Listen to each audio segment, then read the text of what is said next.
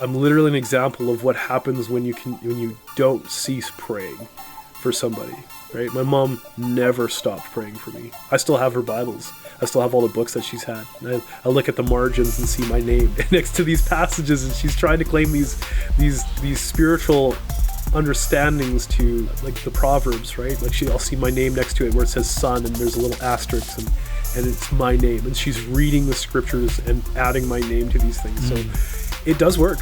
It took 30 years, but almost 30 years, but it works. So take heart for those listeners out there that think that your prayers are going unheard. Yeah. God still hears you.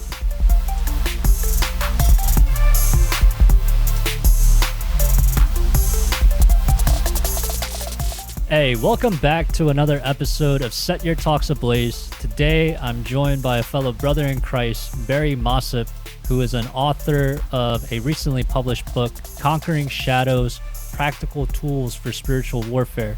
He is currently a chaplain and just been honestly a blessing to be able to speak with fellow brothers and sisters in Christ and just to be able to share the message of who God is and how he works. And Barry, I'm really excited to hear your story today and to dive a little bit deeper into what your book is about.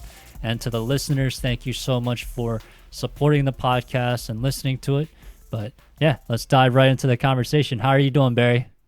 Not too bad, Andrew. Thanks for having me on your show here today. It's a blessing, that's for sure. Yeah. So tell me a little bit about yourself, man. Yeah. So as you mentioned there, I am a chaplain, but before I was a chaplain, I was a pastor, a minister in the Pentecostal Assemblies of Canada. And before that there, I was a missionary, but not affiliated with anybody in particular. I was a missionary to the First Nations Reserve with a couple of different organizations, one primarily the Korean Church. And they asked me to come along because I was a little bit more fluent in English than they were. And so they wanted me to preach the gospel on that side of things. So that's where I first started out. I was raised in the church, but left the church when I was 18.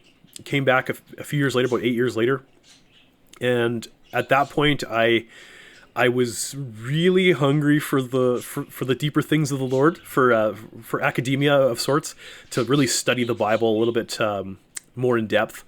And it was with my mentor, my pastor at the time. He was like, "Hey Barry, you need to go to college. You need to start getting some more, like, you're asking questions that you need a little more, like, you need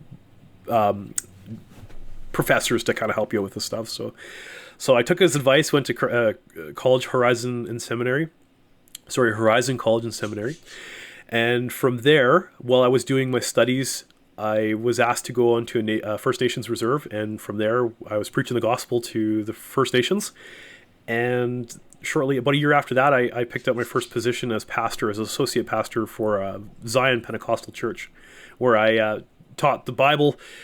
We started a discipleship class of about 16 people in total, and things were just going really great until the church ran out of money, and we had to shut the doors, which was too bad. But hey, that happens. And then we moved out to Alberta, where I've been for the last 5 or 6 years now. And more recently, I just got my ordination for the Chaplain's Office of Canada, where I teach Bible study methods, and I do Bible studies with them. And then, of course, I just recently published the Conquering Shadows, Practical Tools for Spiritual Warfare, which is more of an academic type of book for those Christians out there. So this is kind of like me in a little bit of a nutshell.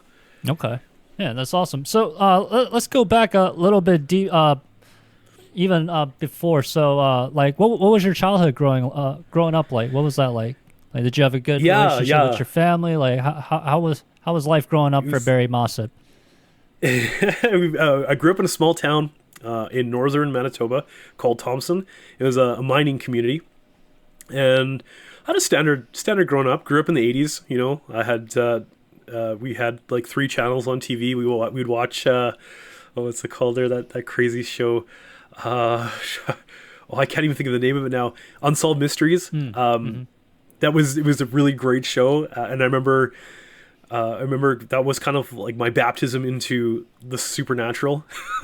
I loved Bigfoot, aliens, ghosts, you name it. That was kind of like Unsolved Mysteries kind of brought me introduced me to that time frame. So growing up in the 80s was fun. We would go out in the bush because we were in a northern community. There was lots of bush around us, so we'd go in the bush and we'd play all sorts of crazy games with my friends. And yeah, it was fun. During the summer times, we'd go south to southern Manitoba. We had a cabin there, which was kind of really cool. So more forest. It was on a peninsula, so surrounded by Lake Winnipegosis on the Red Deer River. Mm-hmm. And we would spend a lot of time there, exploring the wilderness.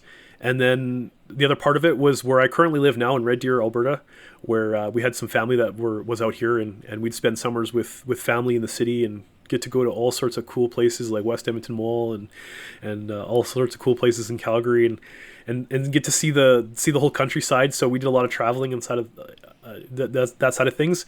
Yeah, and then of course I grew up in the church as well. I grew up in a Pentecostal church from really as early as I remember. My mom said that we were there basically since I was born, and I was one of the few that made it through kindergarten through to grade 12 in the Sunday school class. So I knew quite well a lot of the narratives of the Bible early on, but I never really committed my life too much to the cause. Like I was there, I did sound, we were on the stage a lot doing plays and in the youth group, and we did all sorts of crazy stuff there, but I wasn't really committed to the Lord. I was kind of half in, half out. I was the kind of chameleon where I could mix with different types of groups, and those that are from Thompson will know that I was kind of in every group, whether it was the nerds or the spazzes or mm-hmm. or the Jesus freaks. We pray around the flagpole and things like that, and so that's kind of how I was, right? Just a standard 80s kid, latchkey type of environment. We get home after school and finish our homework, and I was on the bike or the skateboard and off into the bush, and we were playing with our friends and stuff like that up until I was 18. Got my own set of wheels, moved out, and then just did my own thing and did some crazy stuff. Mm-hmm. So just before you continue, I did have a quick question. So you said you were into the paranormal and like Bigfoot, all that type of stuff. So growing up in a Christian household, how did your parents respond to you taking an interest in stuff like that? Or were they also interested in things like that? No, my mom being Pentecostal and Pentecostal to the core, she was, she did believe in the spiritual realm. And so one of her things, and she tells me this like to this day, that every morning before I'd leave for school, before I'd go to bed, she would put on the full armor of God and she would pray over me every day. And here's me going, Mom, come on, this stuff again. And then there's my dad, who is he is the definition of stoicism. He's a stoic, mm-hmm. and he's a skeptic and a stoic. And so he does, for whatever reason, he never believed in anything paranormal. If it was ghosts or whatever, he would just be like, it was the wind, right? It was something, your overactive imagination, things like that.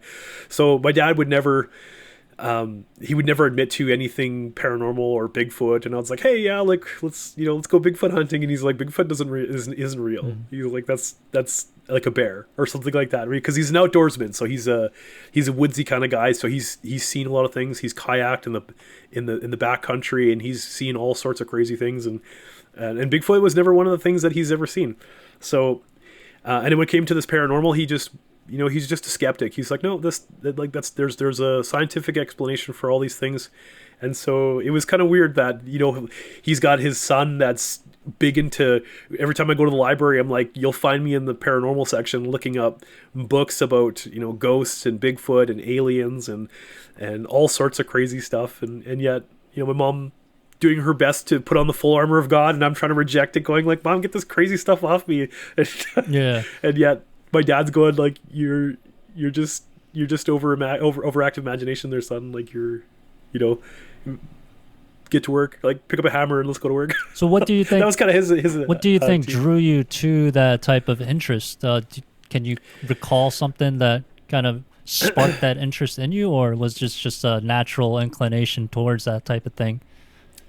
I would say a little bit of as a natural, like a natural desire for curiosity was something that I had from early stages. From what I can remember as a kid, the earliest parts of it were, influenced by watching, unsolved mysteries and seeing these weird events take place. Like, it wasn't just the crime shows; it was the lights in the sky, the movie like Fire in the Sky, things like that. So early on, I didn't really have anything too crazy going on. There were a few instances where my parents will tell me that I was dreaming them, but there were a few times where I would like come running to the room, like banging on the door. I'm like, something's trying to get me, and then they're just like, there's nothing here, just go back to bed. And I couldn't shake those feelings, and it was really bizarre, because my son doesn't do that now, and I've been around a lot of people, and we watch ghost stories and stuff like that because he's into the paranormal as well, but he's never experienced the things that I did, and for whatever reason, like, these were terrifying. I'd get up in the middle of the night to go get some water or some juice from the fridge, and have like an auditory hallucination, I guess you would call it, or a visual hallucination, and see something, and it'd like freak me right out, and I would go run into my mom and dad's room, and they're just like, you're not sleepwalking, clearly you're awake, but like, what are you hearing? I'm like, I hear somebody, they're in the kitchen, and dad go check it out, and there's nothing there. And so there is this part of it, and the other side of me is a skeptic. Like, unless I can prove it, I want to see it. Like, I won't say it's a ghost until I see it, kind of thing.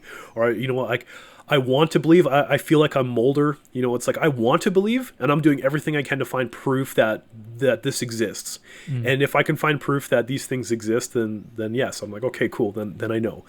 And so that was kind of the two halves that are warring within me. My dad's stoicism, and and then there's my wild imagination side of things. So and that's why I was found in the libraries, and that's why I was looking these things up and trying to figure out what's going on.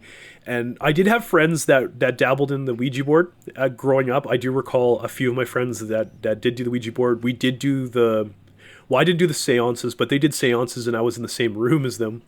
I didn't participate because being a religious mother, I didn't want her to find out that I was a part of any type of seances and whatnot. So I would watch to see what's going on, just kind of see what was going to happen. So I never personally experienced anything from a seance or from a Ouija board experience, but they did. And they were freaked out. And I'm like, okay, well, how do I justify this? Is this like some sort of like hallucinations that they're going through? Like, what's happening here? So there's always been that side of me. Okay, so, is it true that there's no actual true origin story for the Ouija board? Maybe it's just something I heard, but apparently, like, nobody even knows where the Ouija board came from. Yeah, I don't personally know. I have heard that. I've heard that suddenly in, I think it was like the 70s or 60s, that suddenly Hasbro comes out with a Ouija board and no one knows where it came from. All I know is that they still have them.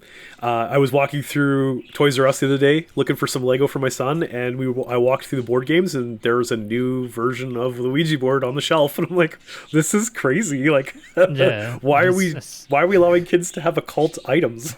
Right. Yeah. Exactly. Just bizarre.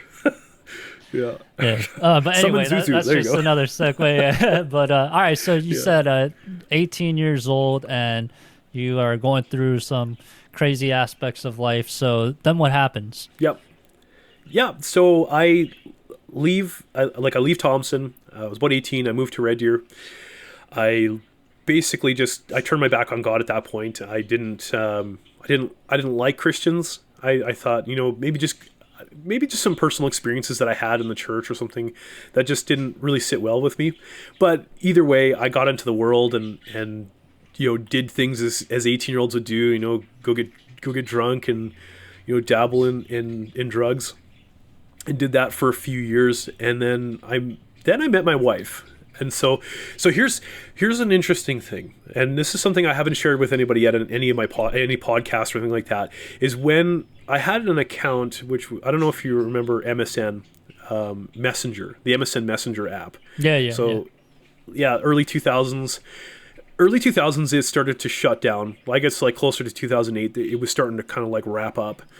I had an account with MSN Messenger for a long time, and I just, for whatever reason, the passwords would never they would work, And it was always on, and I always communicated with my now wife through this messenger, whether I was in Red Deer or wherever. And I happened to come home for a New Year's Eve party in Thompson for Christmas.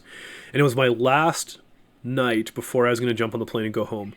And she had come home from a party and was sitting at home going like, she's like, I need to go home. For whatever reason, she's like, I just need to go home. So she went home, and I was sitting there, and my sister was like, hey, let's go partying. And I was like, nah, I'm good. I'm just going to stay in. And I happened to message her a couple hours prior to that. I just messaged her. I was like, hey, you awake? And it was getting closer to midnight. And I was just laying there, and I was like, well, this is it. I'm making a decision now that from this point forward, I'm going to go back to Red Deer, and I'm going to save up some money, and then I'm going to move to Cuba. I'm just going to jump on a plane to Cuba and disappear. I had plans to disappear. And that night, the messenger pops up, and it makes that little bongo sound, and I was like, oh, that's weird. Who's messaging me? So I look at it, and it's my wife Amanda, or my friend Amanda at the time. And so we went out for coffee, and we got to know each other a bit more, and I let her know how I felt about her for all the years that I've known her. And she kind of let me know how she felt about me. And I said, well, I just had to get that off my chest, because she didn't realize at the time that I had intentions of disappearing, of just walking off the face of the earth and just going to go live off on an island somewhere. And and so we go for a ride, and we end up going for a walk in a different part of town where nobody was, and we were just kind of like, we confessed our love for each other, and that was it. And then the next day I jumped on a plane and I went home. What's interesting about that is that once I got her phone number, I went to go log back into my MSN account, and it was completely gone. The passwords wouldn't work. It would never work again. And it was after that night, the MSN messenger just quit. It was the weirdest thing, because to this day, I could never log into it. It won't let me log into it. After that night, it just shut down. So I was like, that is the weirdest thing ever. What a weird coincidence that it would work right up until that very night. Yeah. Right up to that midnight. And it was like, once I got her phone number, that account just completely was gone. Like, it doesn't exist anymore. And so it was just, to me, I just thought it was so like serendipitous. It's like, this is bizarre. Right. And so in my mind, I'm thinking like, okay, there's some weird things going on. And that's not the only thing that's happened before I became a believer. Mm-hmm. And how old were you at this time? Oh man, maybe 19 or 20. Okay. I was about that age. I think I just turned 20, because I think we got married at 21. Okay. Oh. We got married fairly quick after that. Mm-hmm. So I ended up moving back to Thompson, and against my parents' wishes, and ended up getting married a year later.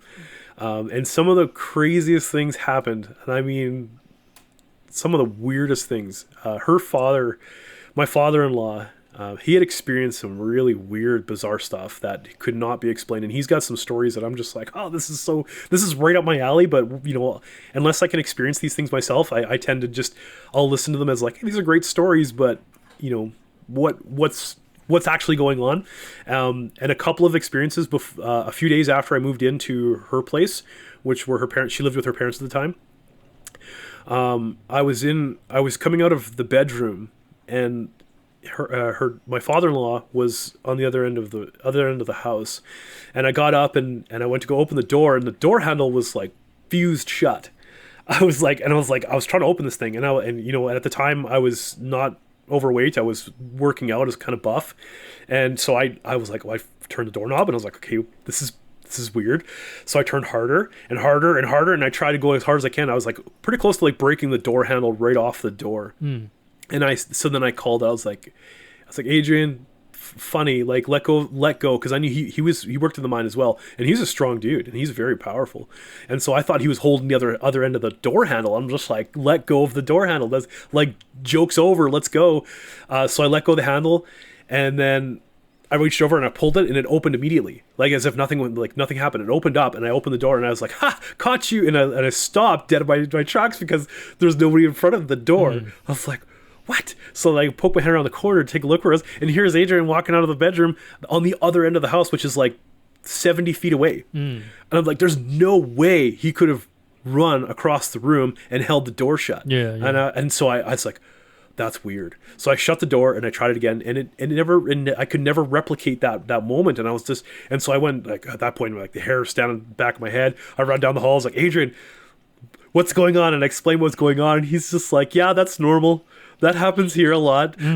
He's like, you sit on the couch watching TV, and you'll see somebody walk in front. The dog starts barking because someone came to the door, and you go to the door and you open it up and there's nobody there. No. Like, you'd see the shadow of someone walk by, and I've seen that. And I'm like, what is going on here? Yeah. Like, what is this?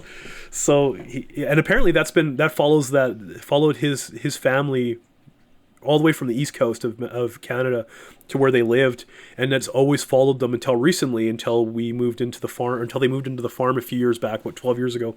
And it stopped for whatever reason. All activity had stopped, but prior to that, it was, man, I'm telling you, some of the craziest things. We'd sit there.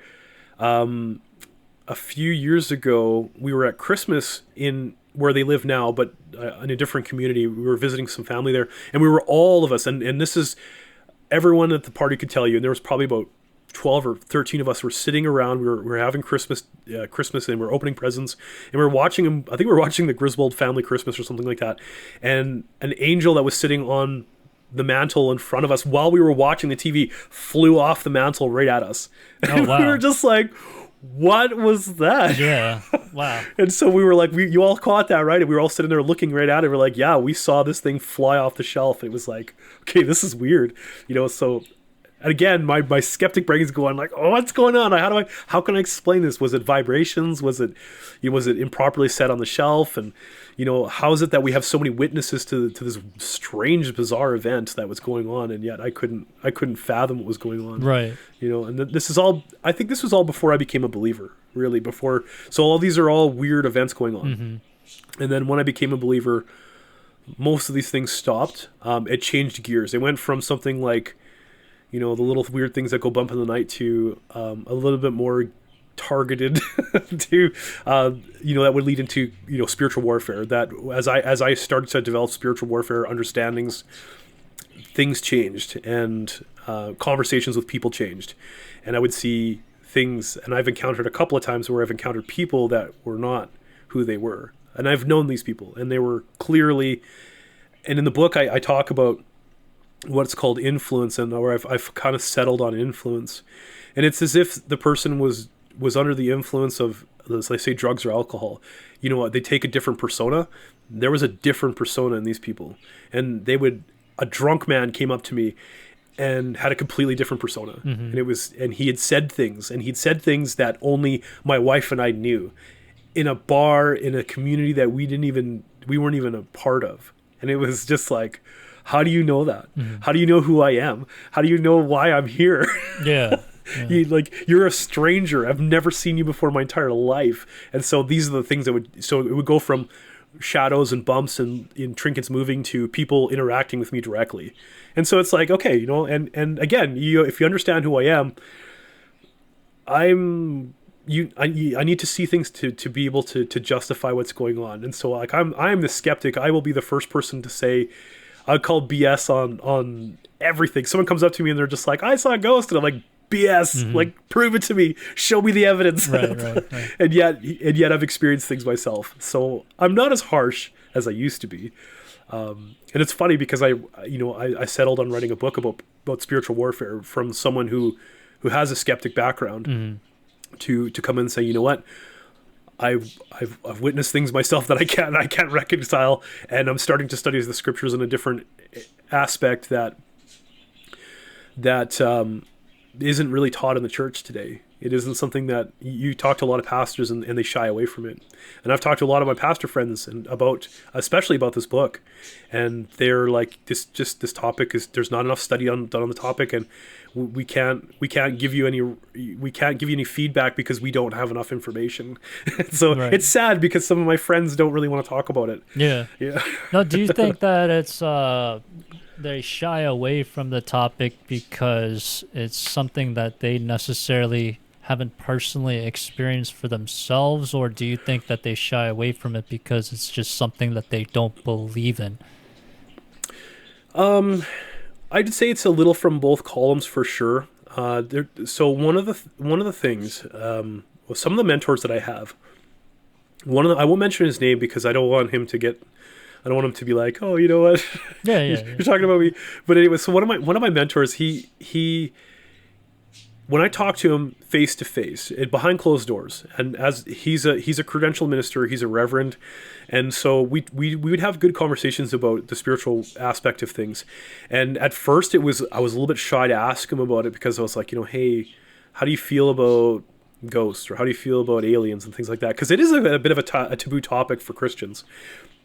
But after kind of hearing his side of things, because he comes off as a kind of person where it's like, no, he's he's a John Wayne kind of guy. He's this stuff ain't real. Like, yes, he comes from the Pentecostal background, but you would never get that kind of thing from him. But when you sit down to him and he's like, finally, someone that I could talk to about this stuff, someone I can be real open about it.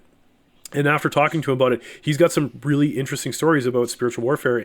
But when it comes down to it, it's the image that comes along with spiritual warfare that people will immediately, and I'm not sure if it's because if it's the lay people of the church that just they'll look at this going like, oh, that's kind of taboo, or like, it wrecks your credibility as a minister to say, like, you're supposed to be someone who represents truth and righteousness, and you're talking about things that are not seen of the physical world, and you're talking about things that that go bump in the night, or you're talking about things that you're talking about gods of other nations when like that's not something that we should do. Like, you're a pillar of the community. And so that's kind of I've seen it from that side where people will look at it and say, I'm not going to talk about it because I'm afraid that it's going to give the people that I shepherd the wrong viewpoint of who I am, and it may destroy my credibility. And I get that. I understand that. I've been in situations where,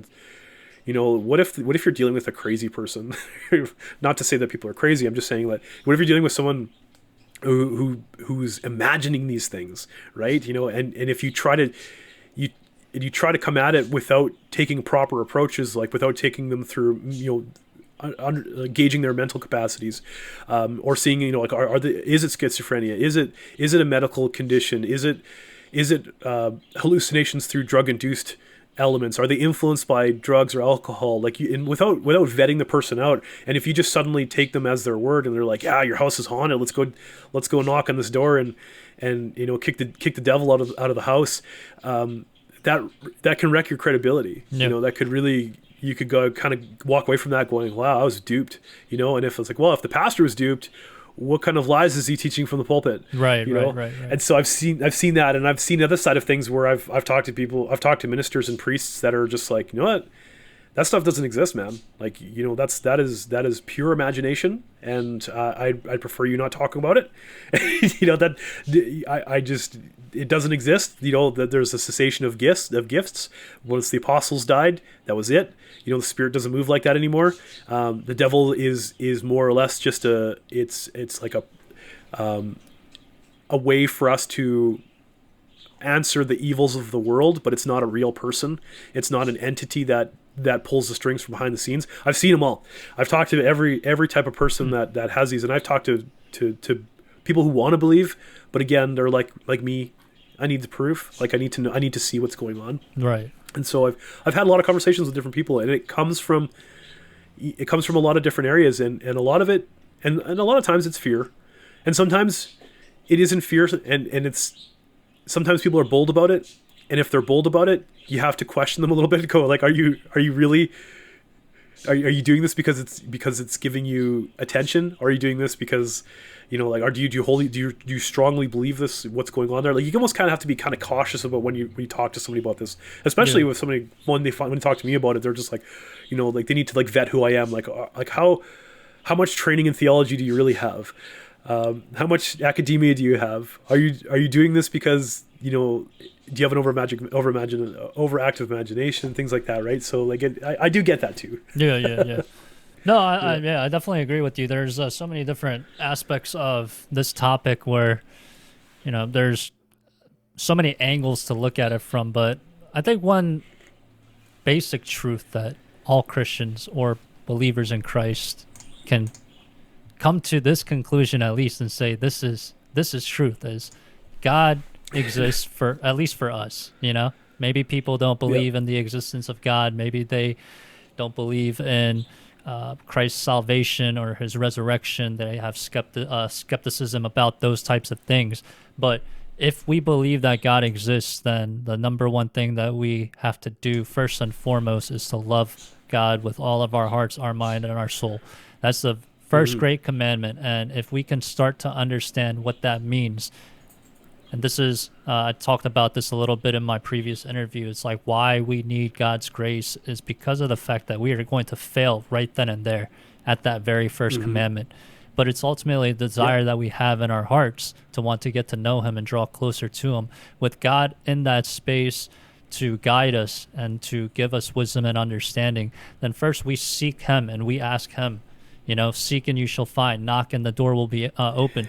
So with these types of questions, I think the reason there's so much conflict and disconnect amongst believers is they're leaning on their own understanding about these topics and fighting amongst each other about their own interpretations about what this means instead of truly going to God about it. And while obviously there needs to be an intellectual side of this topic, you know, it's like you can't not intellectually dive into it to understand it better. But if that's the only purpose, then that's also a misleading purpose. That's not a purpose that's driven by God, you know? So I think that's one way that we can kind of come to an understanding. It's like, okay, well, let's be curious.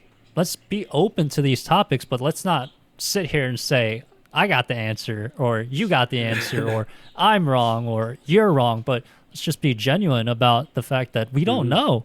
You know, we don't know, but it could be. And if it could be, then if we're not going to talk in an authoritative level, like this is actually what is happening, you know, but there's a very big possibility that it could be. And there's a lot of passages in the Bible that support that. Like we talk about the full armor of God, like you said, in the beginning of the interview with how your mom wanted to put that armor of God, but it's a very real thing. Why do we put that armor of God? Because our battle is not against flesh. It's against the spiritual powers, against in the heavenly realm. We're fighting against something that's not of this world. We're fighting against that spiritual realm. And then it comes to pass that, well, maybe there is something going on outside of the material realm, you know? And so... outside the tangible, right? Yeah, absolutely. And that's that's funny. It's funny you mention that because, you know, to the people that don't believe in the spiritual aspect of things, it's like, okay, so you don't believe that there are powers and principalities of the air. We'll just stick on that, right? Like, you know, yes, I do talk about demons in the book.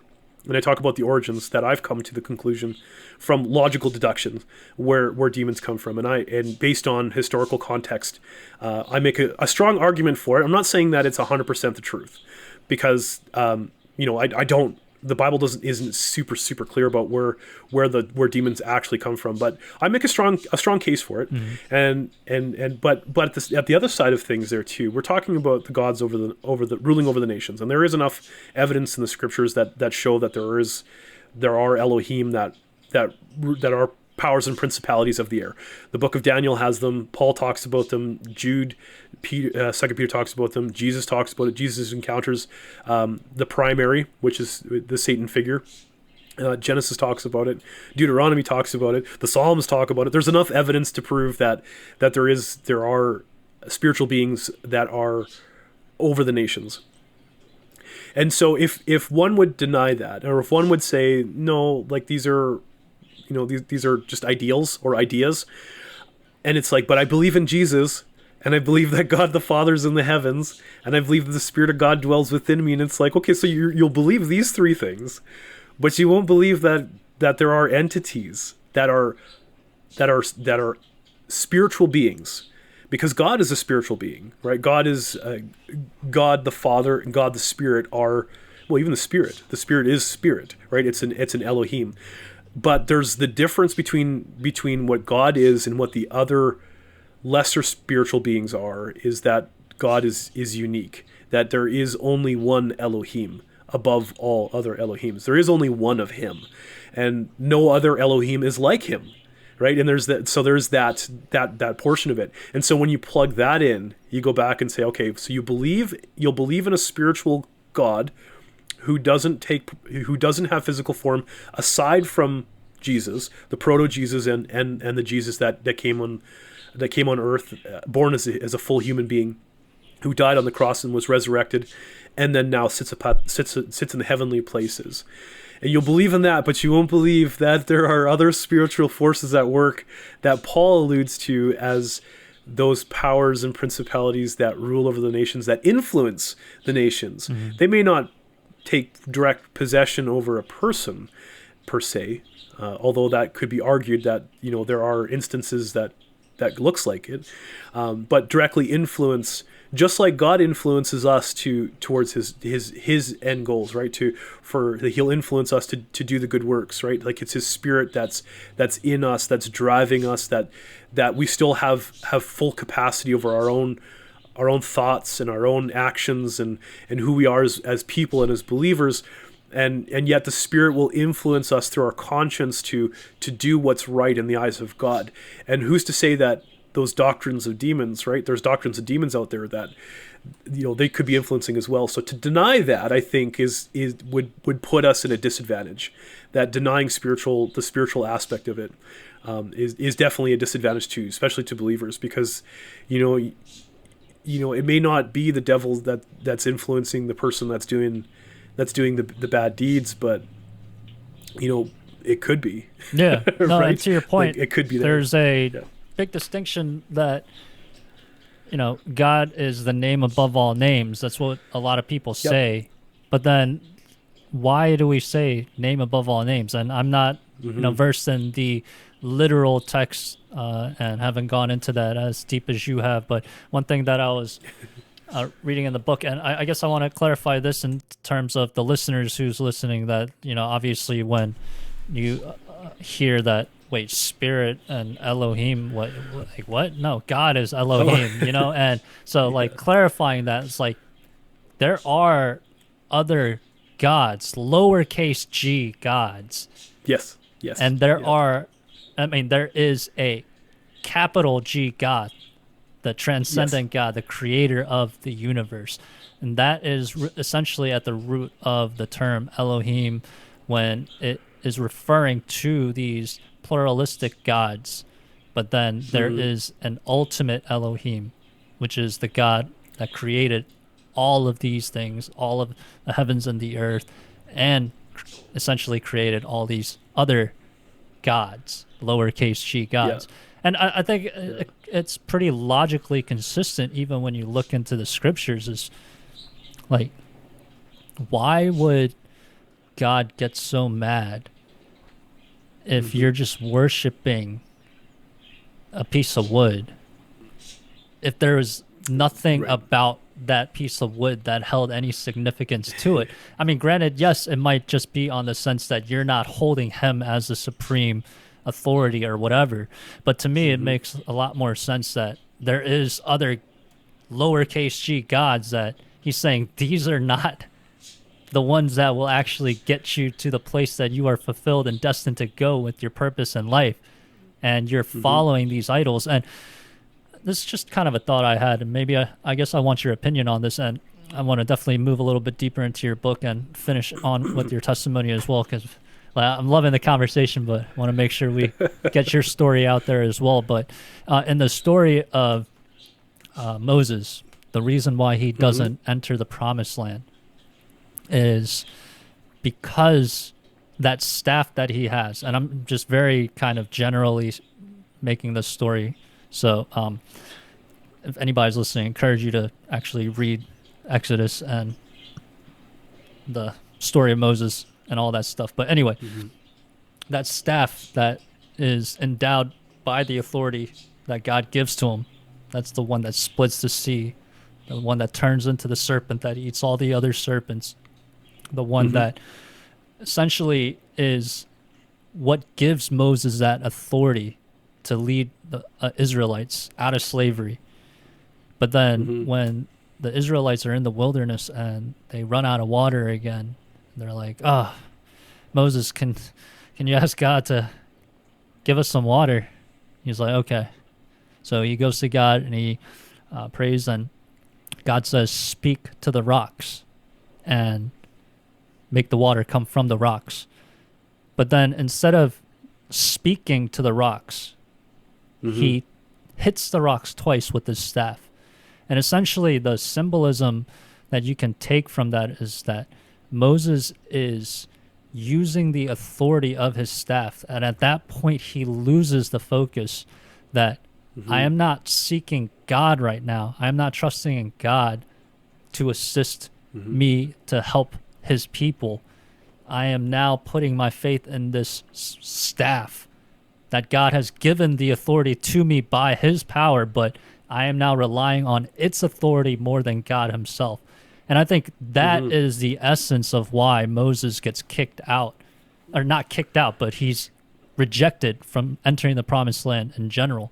So in that sense, it's God is more mad about the fact that we are placing our faith in something that is not actually him. It's something that he has essentially created for the earth and the heavens, but instead of knowing who that focus and center of it all is and that creator is, we start to focus our attention on other things that we think are giving us that power and that authority. So I don't know, so I just wanted to get your opinion on like how you feel about like that. And because, you know, obviously there are a lot of different interpretations about all that stuff. So, but that's just kind of one thing that I came to the realization of when I was going through those texts. And yeah, so just wanted to. Yeah, no, that's good. You know, like, because in the past there, he did strike a rock that made it, you know, by listening to the Lord, he struck the one rock that brought the water out the first time. And so naturally you would think that he would do it again. And right, and it is about the disobedience, right? Like, yeah, like if you analyze the actions that are going on there, it's ultimately his disobedience that he's like, you know, God's like, you know, I want you to speak to the stones and they'll produce water. And he's like, no, I'm going to use my staff to strike it. I mean, you could, and what comes to mind when I hear that story is that Moses, if you go back to the beginning when God calls Moses, he doesn't like to talk. He in fact tries to tell God, he's like, you know, send, you know, I don't want to speak, like I don't want to talk, and he's like, I stutter, or, you know, like the scholars think that he stuttered, right? And so he's like, I don't want to use my voice, right? Like, and so God's like, well, fine, you know, like, who made man? You know, that famous quote that he gives. He's just like, I'm the one who created the mouth, and he said he'll give him the words to speak, and he still doesn't. Yeah, he still rejects. And he still doesn't want to do it. And he's like, all right, I'll send your brother with you. Like, send Aaron. Yeah, Aaron will be your mouthpiece. Yeah. And yet, so here we are again at the very end. So at the very beginning, there's this parallel to God calling Moses to start his mission. And Moses is like, the thing that trips him up is his voice. He's like, I don't want to speak. Like, dude, I'll do everything else. I don't want to do this. And so then we get to the very end of his journey. He's at the final point, and God's again called it just, you know, that's the Old Testament does that. There's this connection point where there's like, you know, point A to point B, right? It reverses now, where at the end of the story, it's the exact same thing, right? It's the commandment. God's like, speak to the stones and the water will come out. And he's like, I'm not going to speak. I'll strike them. Mm-hmm. You know, again, same thing, right? Yeah. It falls back onto that whole, he just doesn't want to do it. Yeah, no, that's good. And yet at the same time, he's like, well, the staff worked. I mean, it worked the last time I struck it, so I'll strike it again. Right. And you're right. And he put his trust into the staff, right? You know, and he didn't trust God to speak. You know, and God's like, well, because you're disobedient, you're not going to enter the promised land. Mm-hmm. You know, that's going to fall into the next generation now. Right. And it's like, imagine that, eh? Imagine being there. Yeah, so, exactly. Yeah. I mean, he definitely asked God, like, are you sure, God, I can't go in? He's like, no, you're definitely not going in. Yeah. He's like, well, you could see it. I'll show it to you from the mountaintop. Yeah. And you'll see the promised land that you could have entered, but ultimately you're not going to enter because you disobeyed me. Yeah. And there's other factors there as well, but Right. But the one thing that strikes me the most of that story is the fact that it starts off with God telling Moses to speak, and he refuses to do it, and he's like, no, and he rejects him a couple times, and then at the very end, God's like, hey, speak to the rocks, and he's like, no, I'll smack him. Right. Yeah. It's like, this entire time you saw the miracles, you've seen me destroy the gods of Egypt, you've seen me do all of these other things, you saw the miracles, you split the sea, I fed you, the people, the quail, and the bronze serpent, and raising the serpent is, again, another proto-Jesus. There's all of these things that you've witnessed. You've been with me. You know that I'm your God. I speak with you. You meet with me in the tent, at the tabernacle. All of these things, and you spoke with me. You saw my back. Out of all of these things, and yet you still couldn't do what I asked you to do, which is just to talk. And at the very end, it's like, I could see why after all of that, God's like, just do this one last thing for me and speak. And he's like, no, I can't do it. It's just wow. Wow. And that was Moses. Imagine what we do now as believers. Yeah, no, absolutely. Imagine us. Yeah. We're talking like one who's seen God from behind, one who's seen the miracles, the one who's led the nation of Israel to the edge of the promised land. And even then he didn't follow through what God had said. How many times have I done that? No, absolutely.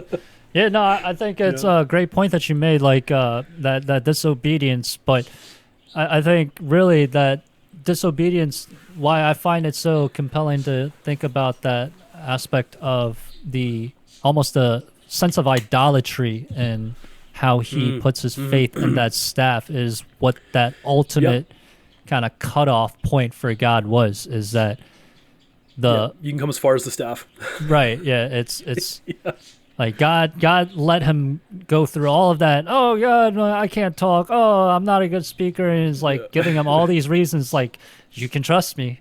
You can trust me. And he's like, but God, like, I don't know about that. And he's like, okay, fine. Like, I'll send your brother with you. Are you happy now? And then all of these things happen. But then at the very end of it all, he redirects it back to that very first point. And I really like how you parallel that together. But at that moment, instead of trusting God, he placed his trust in something else. And I think that into an object. Right. Yeah. So, but yeah, no, like that was a great point. But anyway, so going back to your story though, you mentioned a car accident that you were in. Tell me a little bit more about that. Yeah. So while I was a non-believer, I had 3 shakings before I became a believer, and it ties in with my testimony. So the first time, my wife had come to faith. She come to belief in Jesus, and I was tagging along with her, and we were in a church, and so she. And this is where I experienced another supernatural event. I now recognize it as a word of prophecy. A prophecy was spoken because what took place when my wife and I had first met. If you go back to when I was telling you about when I first met my wife, we were walking in a woods area, way off the beaten path. Like there was nobody around, and events that took place in that wooded area about me confessing my love to my wife and vice versa.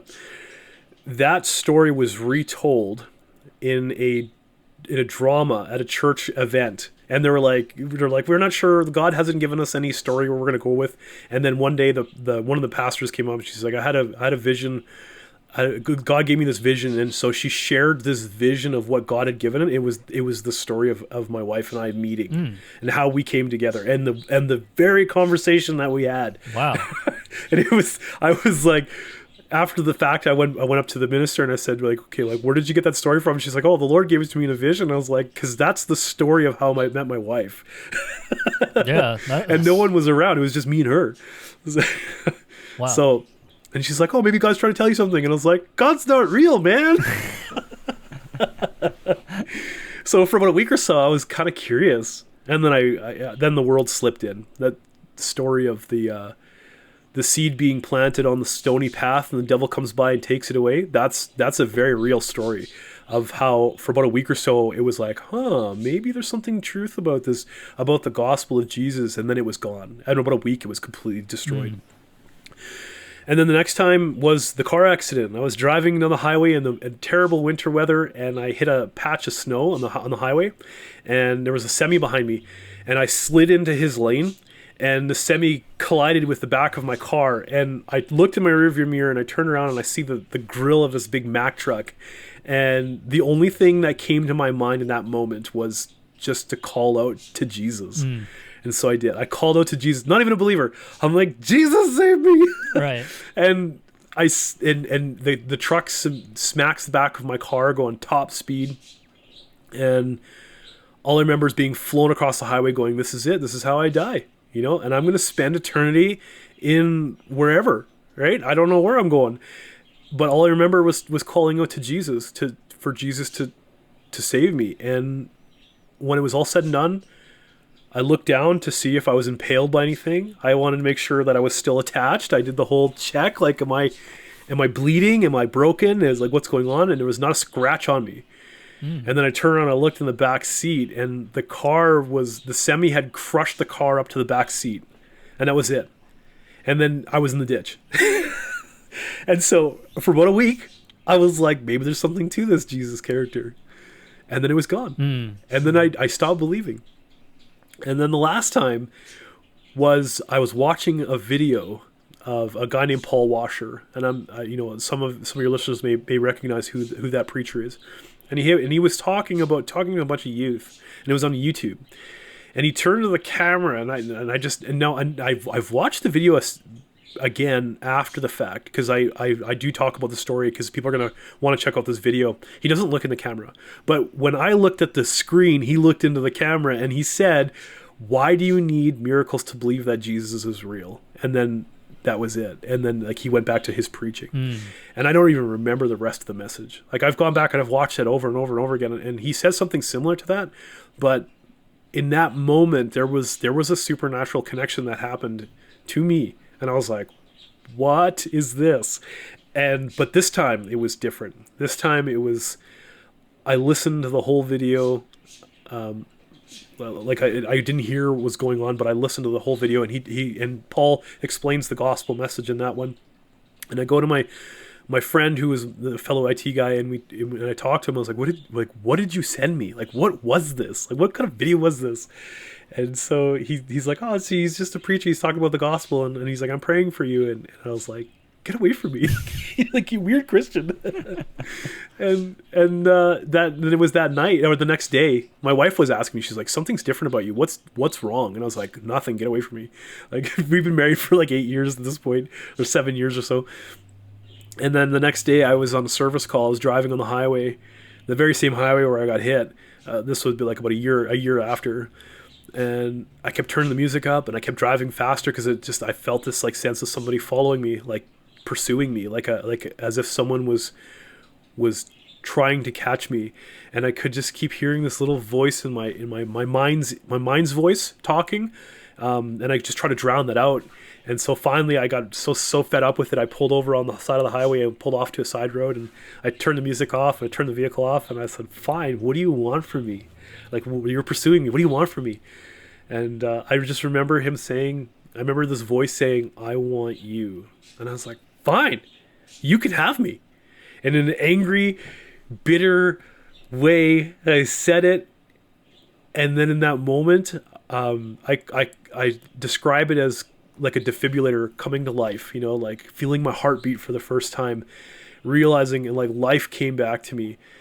And I realized everything, all of the things that have ever happened to me, the accident, that video, the story, everything it was as if looking back and seeing footprints, or seeing fingerprints of God everywhere.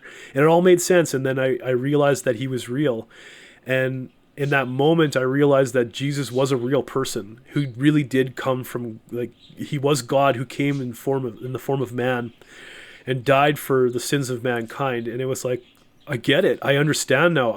And the Spirit revealed the truth to me that he was real.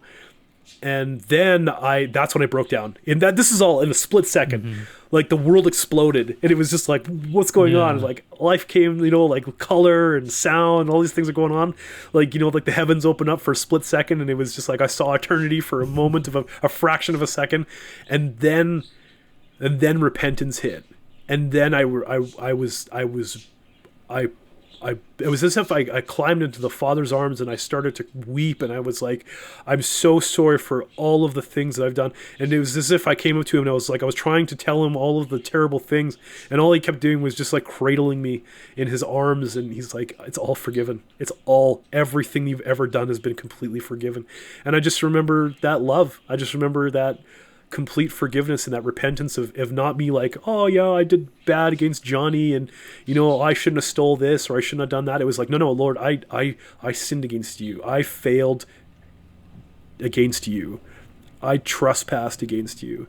And that's when and it was after that I wiped off the tears. I finished the service call. I went home and I told my wife and I was like, I believe that Jesus is God and he came to save us, and I encountered him on the highway, and she just broke down crying, and we had a good cry session there. And from that day forward I was like, we're going to church and we're going to do this, and that was it, and that was the start of my journey, right? And so that's where the car accident fits into my story. That's amazing. And it's always interesting to hear so many different testimonies, because everybody has a very unique situation in and of itself. But the one thing that's abundantly clear through all testimonies is that moment of, oh, I get it. The aha. Yeah, like Jesus is real. God really, he's real. Yeah. And it's without your permission. Like, you know what I mean? You weren't like, oh yeah, like I want God to reveal himself to me. I mean, granted, yes, there are people who, have that testimony where they truly just seek and ask God to reveal himself, and he does. But oftentimes it's out of the blue that this type of thing happens. And another thing that strikes as interesting is the fact that you are always somebody who needed to see something for it to be like, no, you need to prove it to me. And you had this level of skepticism that you approached everything with.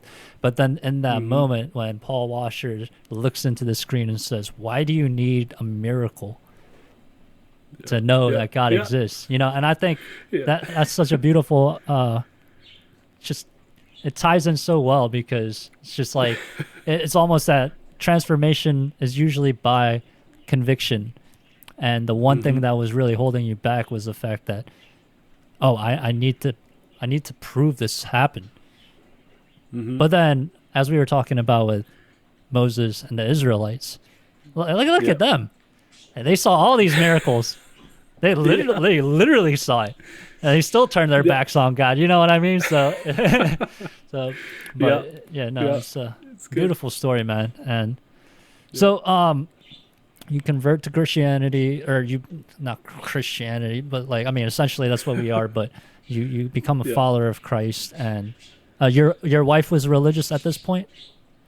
Yeah, she was raised Catholic, and then she had left the church as well. But she became a believer. She went to the Pentecostal church that actually, evidently, the two ministers that were leading the congregation at that time were the very same ministers that I had been under for 18 years. That the Pastor Gary and Pastor Vern were leading the church at the time that she came to Christ, and they baptized her.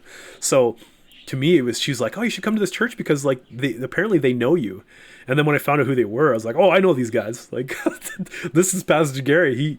He was my pastor for 18 years, and this is Pastor Vern. He's my youth pastor. Like I know these guys like very well. So it was very interesting that at the end of the day, that's where the path started, where it ended, right? From where I left the church, we ended up coming back to that very same church, those very same ministers, and we learned from them. It was really cool. And I ended up becoming a POC member, and for a while there, Vern was actually my coworker. We were pastors together in the same district. So real full circle, really interesting. And then he became a presbyter, and after that he ended up moving up to the district head office. So it was really cool to sit with my youth pastor and pray with him at a conference.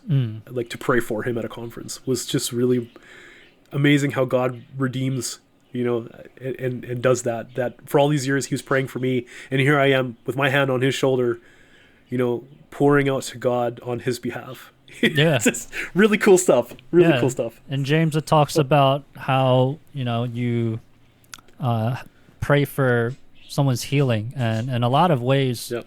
although there can be instances of you praying for the healing of an illness, and I think God can definitely put his healing hands on anyone, and he can do whatever he wants to do in those situations. Yep. But I think the really big point of that passage is more so on the spiritual healing, that regardless of your physical health, if you're not spiritually well, then none of your physical health matters. You can live till you're 1,000 years old. Yep. If you're spiritually dead, then that physical health will do you no good, So I think That's right. praying for someone's spiritual health is the biggest focus in that passage. And Yep. it's beautiful that you had people praying for you throughout all those years. Yeah. And I think God really did listen to those prayers. And God's grace works. So that's amazing, man. It does, yeah. Yes. Yeah, it's good. But I'm a walking testament to it. So for those of your believers out there, those listeners out there that, I'm literally an example of what happens when you don't cease praying for somebody, right? My mom never stopped praying for me. I still have her Bibles. I still have all the books that she's had. And I look at the margins and see my name, next to these passages, and she's trying to claim these spiritual understandings to, like the Proverbs, right? Like I'll see my name next to it where it says son, and there's a little asterisk, and it's my name, and she's reading the scriptures and adding my name to these things. So it does work. It took 30 years, but almost 30 years, but it works. So take heart for those listeners out there that think that your prayers are going unheard. Yeah, God still hears you. Absolutely. No, that's beautiful. Yeah. But so you start to put your faith in Christ, and you become a pastor, you're chaplain, you're ministering in the church, and obviously you mentioned that the church that funding ran out, and so you wrote this book, and I read it. There's definitely a lot of interesting aspects of that book, and I think it's a great resource for anyone who wants to have a much more kind of what would you say, analysis-based version of the text with practical applications and just kind of a deeper understanding of like what did this actually say from the original text meaning. But one thing I do want to preface to the listener is first and foremost that go to God first and foremost. If you don't have God with you in that space when you're reading the text, if you're leaning on your own understanding, if you're not leaning on the understanding and wisdom coming from God, then this is why there's so much division within the church. This is why there's so much division and conflict among believers, is that they want to just make their own interpretations. And while I think that there is value in talking about these differences, first and foremost, we love God. That's all. That's all we need to remember. We love God with all our hearts, our mind, our soul. We realize that that's impossible, but then he gives us that grace, and we love others, and all of these other commandments that he gives to us, it flows from that. So I think that's really important to remember. But you are going through this book, and you're talking about the practical tools of spiritual warfare, being able to, the origin and nature of demons from the Elohim, from the different aspects of what Elohim means, the divine counsel. And I thought it was a great resource. But like, what made you want to write this book? So because of my understanding of the spiritual warfare or spiritual realm, for the last 6 years I've been studying. Well, when I first became believer, one of the things I wanted to figure out was like, okay, now how to reconcile my belief in paranormal to this, right? So asking first it starts off with like, what kind of resources can I go to? Read a lot of different books. I read some Derek Prince books. I've read some John Bevere books. I've read a few books out there. I've actually read a book that I It's not even a well-known book, but I knew the guy. Okay, so I knew a guy who knew the guy, and he was a counselor. So, but he understood spiritual warfare from a counseling perspective, and he encountered things that you couldn't explain it with pure logic. Like we're talking like influence, or what we would call possession. I guess what most people would call possession. And so I have his book. I have a couple of his books actually that he's now since passed away, but he had this really interesting insight as well. But again, a lot of these, every time I've read these stories, every time I go look at these books, every time I look at a YouTube video, the only person that really was able to kind of give me a good understanding of these things, other than my academic and journal books that I had access to, was Dr. Michael Heiser, who had recently done a bunch of stuff on spiritual warfare, or at least understanding from an academic perspective and from the languages perspective. He gave me a good understanding from that side of things, where I was a little bit lacking. But prior to all of that, I was doing my own research. I was looking up what are demons. I looked at it from the Catholic perspective, tried to figure out some of the similarities between the Protestants and the Catholics, because in schooling, in theology training, I didn't receive anything that I could use practically in spiritual warfare. And my mentors, when I talked to them, they would say, focus your attention on Christ and Christ alone. And if you walk into a room, demons will flee anyways, right? Like, it's just that's the basic of the basis of the training I had. I had a little booklet about, probably just a little moleskin booklet, like this little tiny little booklet. And inside of it, I had about 5 pages of notes that I wrote out from journal entries that I had access to when I was going to college, and a couple of textbooks that talk about exorcism and talked about spiritual warfare from church history, from modern and ancient church history, and it did as best I could to condense all of that in this little booklet. And really, I had some basic tools, some basic practical tools that I could use for spiritual warfare, but there wasn't really any thoughts behind it, like the origin stories, the what's going on here. And every time I read a story about something, there would be a lot of narrative to, like, oh, demons are, they don't have legal precedence over a human being, and so they can't possess you. And another book would say, yes, they do have legal precedence if you give them legal precedence over you, and then they're now, you're now under the possession of such entity and whatnot. And so no one could really seem to settle on a good point. And so what the goal of my book is like you said, is a resource, is a way for me to put it in a way that it's a multifaceted tool that gives you the origin stories of not only who the Satan character is, but why he is the Lord of the Dead. Why did he approach Jesus at the pinnacle or the mountaintop and say, of this entire world, I have authority to give to you?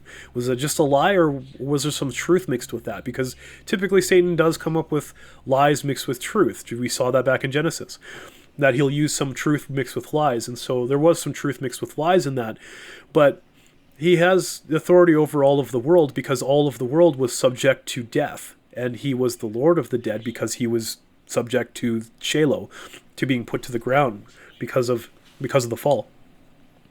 And so what the purpose of the book does, and why I wrote this, was because I wanted to put in all of these tools and all of these understandings from the scripture, from the language perspective, not just one English translation, but multiple translations, and access to the ancient scrolls and the ancient manuscripts that we do have, to answer the questions, to give a good foundation to the story of spiritual, like to give a good understanding of spiritual warfare, to train those who are looking at entering spiritual warfare, and they're not going to be captivated by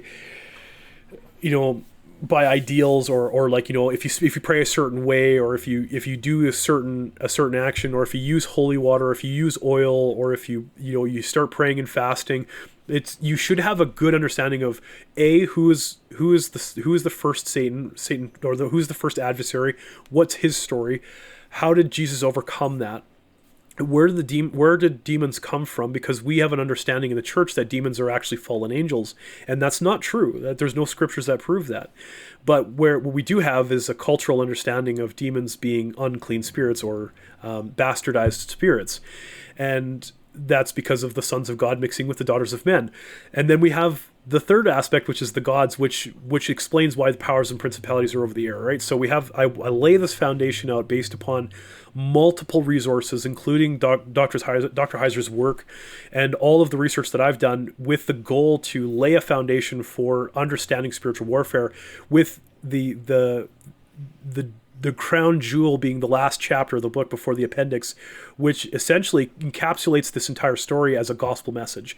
Because at the end of the day, you could tell somebody that they need Jesus, and that, you know, you're a sinner in need of a savior, and it's like, well, why am I a sinner? And then till you understand why Adam and Eve had fallen, why chaos entered the world through the chaos of the demonic forces, and why are the powers and principalities at work today? What's their goal? What's their mission? What's all this about? Only then can we understand why we need a savior, why Jesus didn't just die for the sins of the world. He undid all of the rebellions, right? And it adds to that whole gospel message. And then once you have that whole foundation laid, once you get a good understanding of that, then you can move on to the appendix, which has all the practical tools for, you know, prayer, and specific prayers that I had put in there that, you know, one is the Psalm 91, another one is a psalm inspired by Dead Sea Scrolls, and there's other different types of prayers there for spiritual understanding, for wisdom, for, you know, for actual warfare. And then I go into detail on some of the tools that are available, like, you know, there are instances like anointing oil and whatnot. And then the very end of the book talks about the gods that are mentioned in the Bible that are actually given a name, just to kind of give some foundational work and where you can find them, right? And that's kind of why I wrote the book, is a teaching tool. It isn't meant to go, you're not meant to buy this book or get a copy of this book and become a Ghostbuster. It's meant to teach the foundational structures of the gospel story, so that if you do encounter something of spiritual warfare, you're not blindsided. You're not like the seven sons of Sceva, who get beat down so badly because they don't know who you are. It's to help you understand your enemy and realize the important power that Jesus, or the important work that Jesus did at the cross, and really give you a full perspective of the gospel message from start to finish. And at least I hope to try to do that in the book. I mean, I am a fallible human, so there are times where I may stray and I may not get that full picture out there, but I tried my best to try to keep it in that vein. Yeah. No, and that's great. And I thought it was a good read, and definitely was very insightful in a lot of different ways for me. Things that I had been curious about as I was going through, because, you know, I'm not familiar with Aramaic or Hebrew or anything like that, but you know, or Greek for that matter. But essentially, what you were alluding back to what you said earlier, when you would talk to other ministers or pastors and they would avoid this topic and mainly say, well, you should just keep Christ at the focus and just look solely to Christ, which fundamentally, I completely 100% agree with that statement. I agree with them but too. Yep. The thing about that statement where I think it lacks a little bit of depth is, yes, that is the sole focus, and that's always who we go back to and look to first. But this is not a very good analogy, but, you know, I guess talking about the armor of God, let's say somebody, and like I said, this is not a good example, but, you know, somebody gives you a gun, right? And they go, this is all you need. They don't teach you how to use it. They don't teach you how to load the clip. They don't teach you how to aim it. They don't teach you how to do any target practice. They just go, this is your defense. Yep. And then you're like, okay. And then something happens and you have no idea what you're doing. You're caught with your pants down, and what you have, you can harm others. You can actually hurt other people with that. So putting on the armor of God, looking to Jesus, having your eyes fixed on Jesus, yes, that is the most important thing. Like, we should never forget that. But then that's right. Also having some practical applications of how we can apply this into our daily lives, especially when the idea of the spiritual realm is so unclear. There's so much conflict about how we go about these conversations in general. We just need to have certain resources available to us, and I think it's a very great start to kind of having a better understanding of it. And, it's kind of like when people talk about don't read things that aren't canon scripture, which I think there's truth to it, yes. But then it's like, but people find God through like Harry Potter. Like, you know what I mean? Like they find God's or themes. Pilgrim's Progress. They find God's theme and Lord of the Rings, and you hear like pastors use all of these fictional stories to get the actual concept and theme of God out to the congregation to relate. So I don't think there's anything necessarily wrong with just reading something else, but then being rooted in the fact that the infallible word of God is in front of us today. Then we talked about this off air, but I wanted to make sure that we kind of clarify this for the listeners. There's a difference between inductive and deductive Bible study, and I thought that was a very interesting way of thinking about it. And I agree with how we should approach Bible study. So I wanted to kind of have you explain, like, what is the difference between inductive and deductive Bible study? Yeah, so just to generalize it as best I can, like, I know before we talked about it, I had it backwards. I said deductive was the right way and inductive was the improper way, and I did clarify that. So I'll put it out there, like, it is actually the reversed. In inductive Bible study is when you approach the Bible to let the word speak for itself, and it's to take a specific set of tools like grammar and sentence structure and syntax and semantics, and understand the historical culture of the day, understand the writer, who was writing it, when the time frame was, like, apply a multiple set of tools to the ancient text to understand who was the writer, who was the audience, what was being said. And then you cross that to you cross 2,000 or 3,000 years of content to today's culture and say, how does this apply today? So what truth is being spoken of out of this particular narrative, this particular structure, that could be related to me today, as 2,000 years later from the days of Jesus, from the Gospels to now, 2,000 years later, what timeless truths can I glean from this that is never changing, but at the same time being aware of cultural differences that are happening, so that way we're not dragging 2,000 years of cultural differences to shackle ourselves to something that was only culturally relative to that time frame to today. And so that's what an inductive Bible study does, is it helps you dissect the word, and it allows you to uncover the truths that are timeless through the scripture. Now, the other side of things, a deductive one, is more of a topical type of Bible study, where you're going to approach the Bible. An example I used, I think in our conversation there, was to take the demons are fallen angels.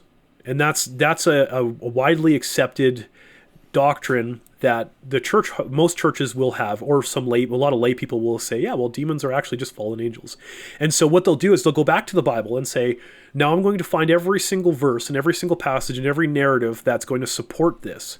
And so I'm going to scour the Bible until I find out what I'm looking for. And ultimately they're going to land in Revelation, what talks about how the dragon was fighting in the heavens and swipes this a third of the stars, and as they fall to the earth. And that's like, well, there you go. There's my proof that 1/3 of the angels fell from heaven with Satan to the earth. And that's where the fallen angels come from, not realizing that war that took place in heaven is actually the days of Jesus. That's the war that broke out in heaven when Christ came to earth, because that story tells the story of the gospel message of the infant that is born. That's the Savior, right? That's Christ. And so, like, that's not the fallen angels, because if that was the case, then who are the proto demons then? Who are the demons that were prior to the coming of the second, or the first coming of Christ, right? So that's where a deductive Bible study will it has its uses, I guess. I don't use it anymore unless I'm giving examples or something. Yeah. Unless I really know for sure what's going on, like the parable of the 4 fields. I'll look at that because I already have the answer, because we have the answer. Jesus gives us the answer right away, that I could just look at it and say, I'm just going to do this because I'm going to pull this 4 fields out there, and I already have the answers. So here we go. Very easy Bible study, nice and easy, done once and done. But what I do, and what I recommend those who study underneath me, especially in the chaplains group, is I teach them the tools of an inductive Bible study, so that way they're coming at the scriptures without any preconceived notions to what's going on. So they'll set aside their own doctrinal beliefs and let the word speak for itself. Mm-hmm. And as long as they have a teacher with them, that until they're able to stand on their own, like, I won't let them do this on their own. Be like, oh, here's a piece of paper, away you go, have fun, because then they can come up with all sorts of crazy ideas. But you help guide them through that, and it helps. It helps draw out these deeper elements. And in fact, the foundation of my book is based on an inductive Bible study. On all of the passages mentioned, I've taken time to look at the language, the culture, the history, using multiple resources from all across Christendom, right, to understand what's going on here, so that when I present the information, I'm doing the best I can to not mislead anybody. And if it's not clear, I'll do my best to try to make it, here's my representation, but I may not have a truth claim to it. Right. And I do make a disclaimer. I think I do make a disclaimer in the book there about the Book of Enoch, and I think it's valuable to read it. I don't think we should take it as Bible, as something that I don't hold it to the same standard as the scriptures, that when I read the Bible, this is my truth. When I read the Book of Enoch, I say this is good historical documents, and I hold it in very high regard, it's not something I will take as gospel truth. Mm-hmm. I will look at that going, this is great. This is a great understanding of how we found, between Genesis 6, what happened at the Genesis 6 event gives us a good historical understanding of the days of Jesus, of what they understood, what the Second Temple people understood. Just not as like, this is 100% truth. It's just, I'll create an argument saying that based on all of the evidence that we have, it's, I can conclude that this is most likely what took place, and these are most likely, based on logic, what demons are. Not to say that this is gospel truth. Yeah. Right. So that's my take on it. No, that's a great explanation. I think one. I got 5 minutes, just so you. Oh, okay. Yeah. All right. Gotcha. All right. Yeah. So actually, let's definitely wrap up then.